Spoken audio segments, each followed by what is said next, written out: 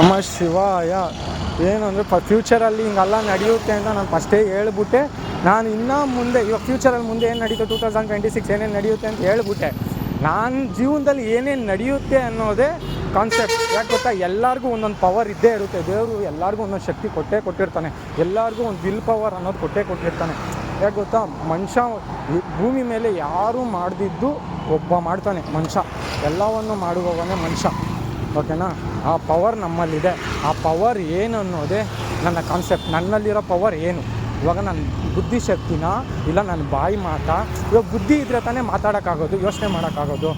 ಓಕೆನಾ? ಅದೇ ನನ್ನ ಕಾನ್ಸೆಪ್ಟ್. ನನ್ನ ಫ್ಯೂಚರಲ್ಲಿ ನನ್ನ ಜೀವನ ಹೆಂಗಿರುತ್ತೆ ಅಂತ ತಿಳ್ಕೊಬೇಕು.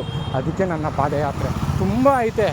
ನನ್ನ ಜೀವನದಲ್ಲಿ ತುಂಬ ಐತೆ. ಅದನ್ನೆಲ್ಲ ತಿಳ್ಕೊಬೇಕು. ತುಂಬ ಕ್ವಶನ್ ಮಾರ್ಕ್ಸ್ ಇಲ್ಲಿದ್ದಾವೆ, ತುಂಬ ಲಾಜಿಕ್ಸ್ ಇದ್ದಾವೆ. ಆ ಲಾಜಿಕ್ಸ್ನ ನಾನು ಎಲ್ಲೆಲ್ಲಿ ಬಿಟ್ಟಿದ್ದೀನಿ, ಎಲ್ಲೆಲ್ಲಿ ತಿಳ್ಕೊಬೇಕು ಅನ್ನೋದೇ ಈ ಪಾದಯಾತ್ರೆಯ ಗುರಿ. ಸರ್ವೇ ಜನ ಸುಖಿನೋ ಭವಂತು. ಓಂ ನಮಃ ಶಿವಾಯ.